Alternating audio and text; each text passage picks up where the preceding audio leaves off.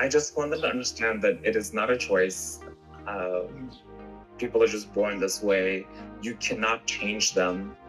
Uh, you will, need to support them, learn to accept them, because if you're not going to support them, who can they rely on? This isn't like a lifestyle that they chose.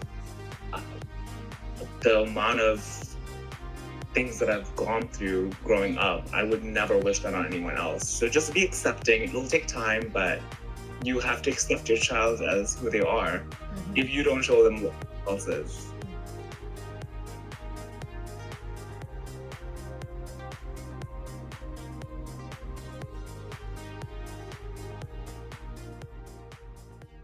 Tenzin Shamphel immigrated to the United States in 2001 at the age of 9. Determined to pursue a career in fashion, Tenzin gained experience in both design and production at various fashion companies in New York City.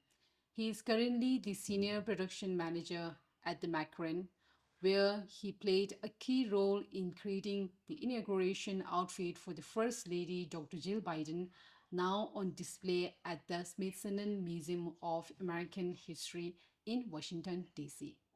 Pleasure to meet you, Shampila, and welcome to our talk series. Um, Shampila, could you please briefly share your early journey of moving to New York at a young age and growing up there? Yeah, so I moved to New York back in 2001. I believe I was like, I think 8 or 9 years old. Growing up in New York, I mean, it's pretty amazing. It's a huge city. There's so much to do. But yeah, it's just been a crazy journey. I think like 26 years, 25 years. Oh, It's been quite the journey. okay. Thank you. So, what are some of your earliest memories of about you loving arts and fashion? What motivated you to pursue fashion as your career? Yeah, so I was like always really into art, like making things look pretty and whatnot. Um, And then fashion itself, my mom was also a production manager for like a hand knitting company. So she would make samples. I would get to go to her studio, play with the yarns, felts, different colors like that. So like putting colors and things together was always something I was interested in. Mhm. And then her boss actually told my mom, like you should send him to art school or fashion school. My mom was like initially kind of against it. So I ended up going to a medical high school, which was kind of tough on its own. But in high school, again, I met an art teacher who was like, you should pursue art. And then she saw my sketches, and that's when my mom finally kind of gave me the chance. And she was like, okay, like you should try it out. But I think you should do an internship first. So that year, when I graduated high school, I interned at this fashion company called Cache for the summer. And my mom like told my boss, "Oh, you like I don't want you to pay him. I wanted to actually see who's actually interested in it." And then she like reported back to her was like, "Your son's really like good at it. He should pursue it." And then I finally got to go to college to study fashion, and then that just kind of became like my thing. And I've now been in the industry for 16 years. Wow, that's really interesting. Sounds really Yeah. wonderful and a joyful experience. Yeah. So, when did you first begin to understand your sexual orientation, and what was your first realization like at that time?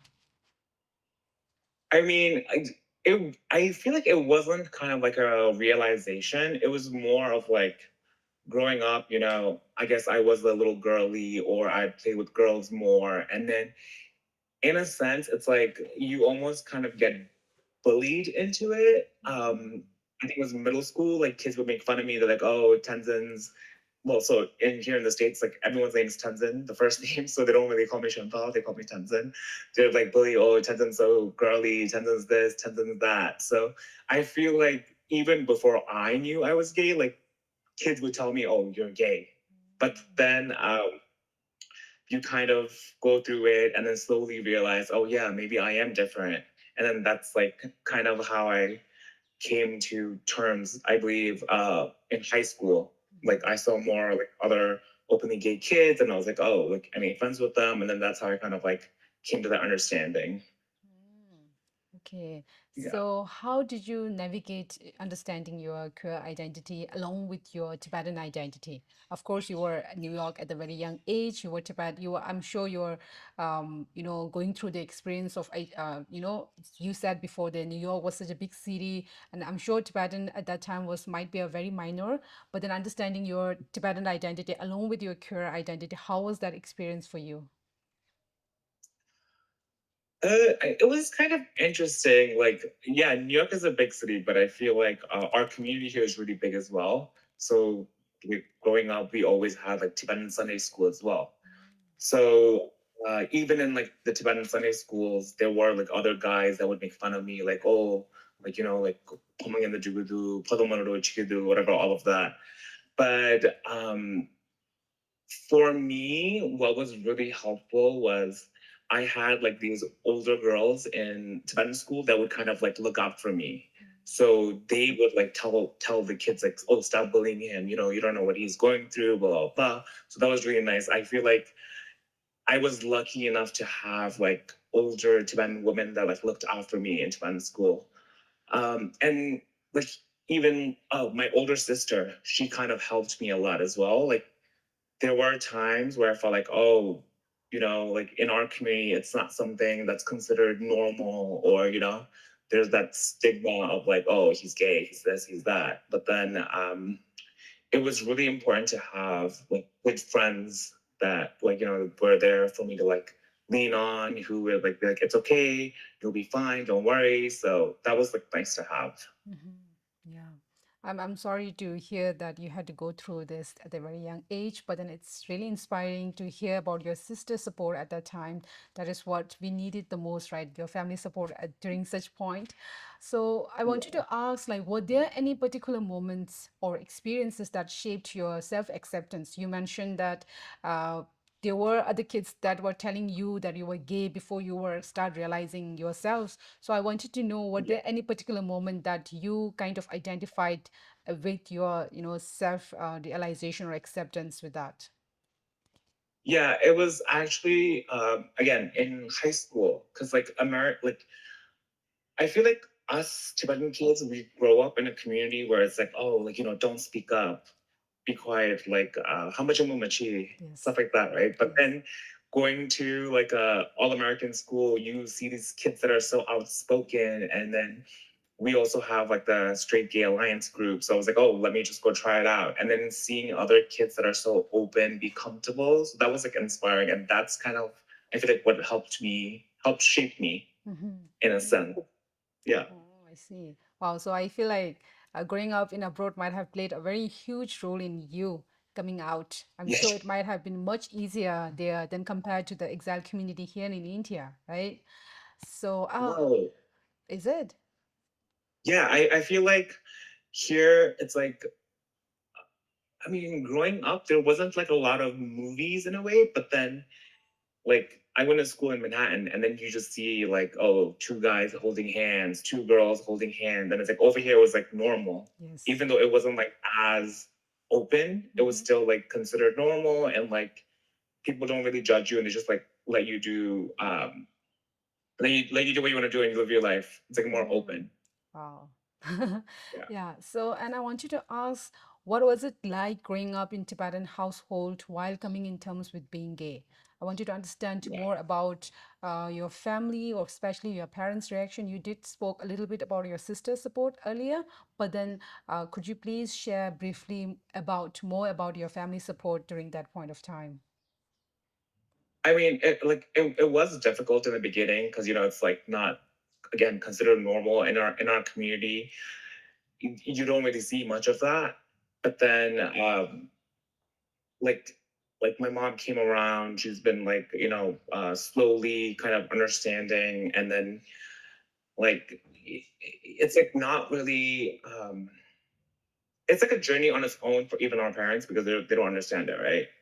It's like people think it's a choice. It's not really a choice. You're kind of born with it. I feel like if people had a choice, they wouldn't want to go through this. But yeah, it was tough on her. It was tough on my mom, but now she's like very, very like supportive and like, part of who I am, part of who I have become as a person. So it's like nice. It's really inspiring to hear that. And what about Yeah. the Tibetan community as a whole? I'm sure there might be a Tibetan community at that point of time while you were coming out. How were their reaction? Were there any support that you received from any individuals? How was it like? I feel like support mostly came from kids in my generation because again, they all grew up here, so they have that social understanding that, it's not a choice. It's just like that's how you're like it's what did you say, lifestyle? It's like it's just who you are, right? But then going like within our community, going to like the community stuff, I feel like there you always get that glance, like people look, they're like, oh yeah, that kid, and it's like I feel like even to this day, I still get it. Like when I went to go vote recently, and then they saw like in my manager names nails, and then the Ashala was just like, oh, tata, same tata. I'm like, it's like there's everyone's different, so it's like Yes. it I think our community still has a long way to go. Mm-hmm. Again, it's like Yes. cultural difference and all of that. And then being exiled, it's like we already have so much that we're going through. And it's Mm-hmm. like for them, it's like this is not really a big deal. Yes. It's like it's Mm-hmm. just a lot. Yes. So I think, yeah, we do have a long way to go, our community, but then hopefully we'll be Right. there very soon. But then comparing like 10 years ago and 10 years now, I think it's very much like comparatively a little bit more open and acceptance like Oh, 20 years ago, right? definitely. So that means it's a good sign that we have long way to go and we'll be there soon.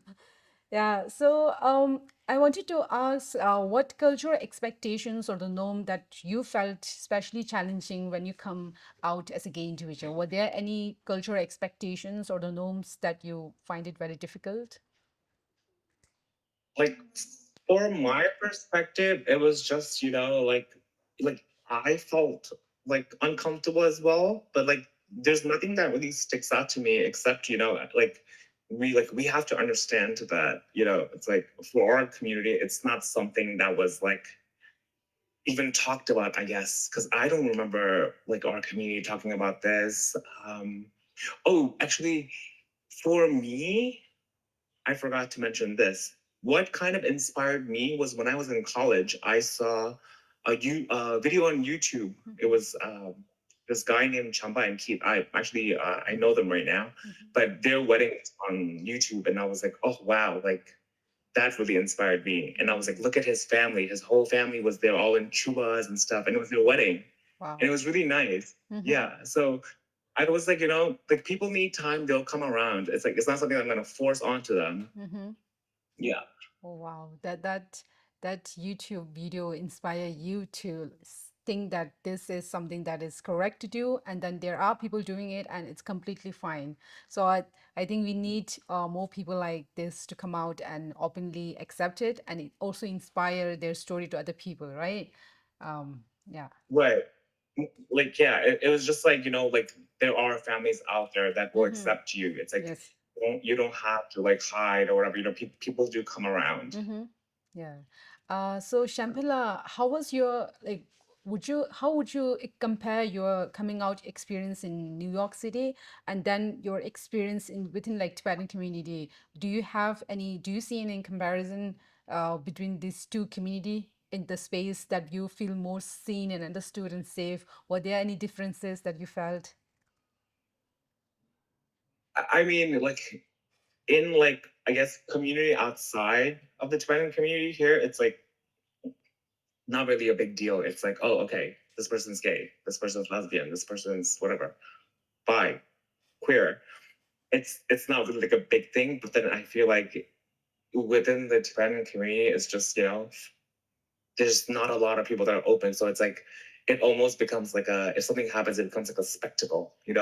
I feel like it should be normalized. It's just someone's lifestyle. I don't know. Yeah.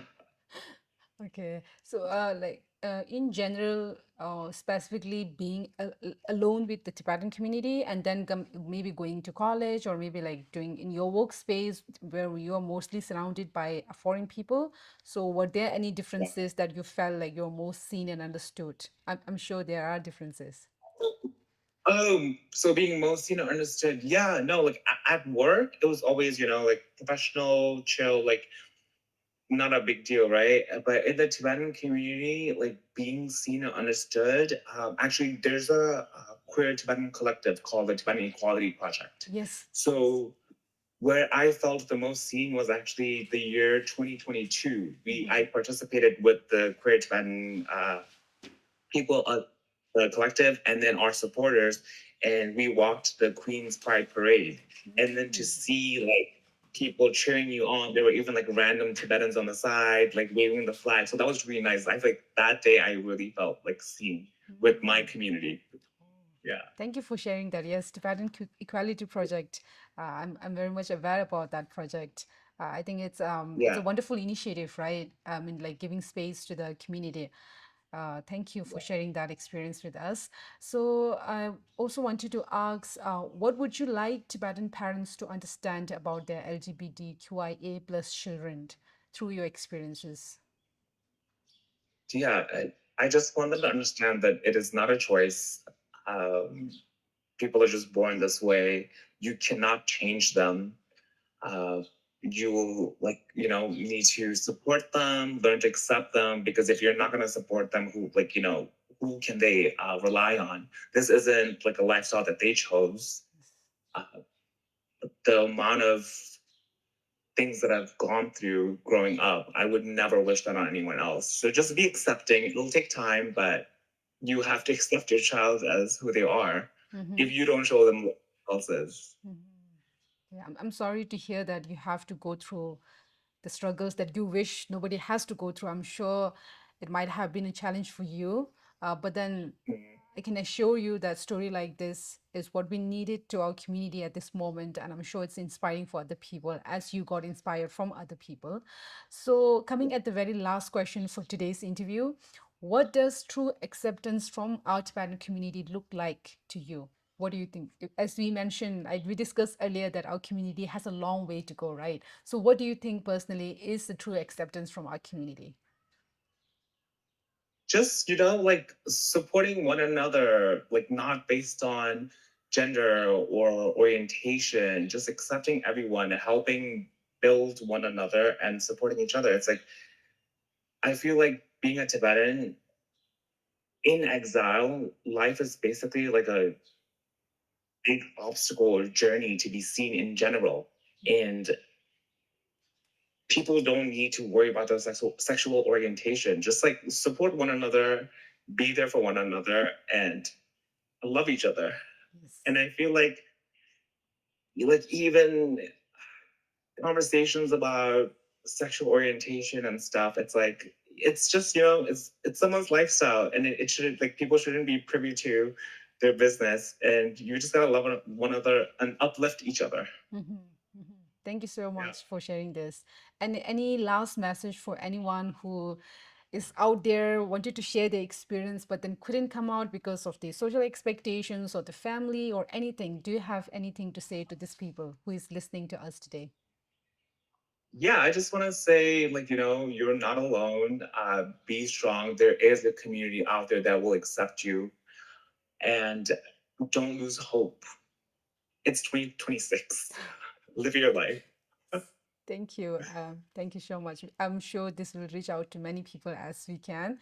And yes, I think we have come to the conclusion for today's interview. And thank you so much, Shambhala, for sharing your experiences and insight with us. It has truly been a meaningful and enlightening conversation with you, and we deeply appreciate your time. Thank you once again, Shambhala. Thank you. Thank you so much for having me, Pula. Thank you. Thank you so much.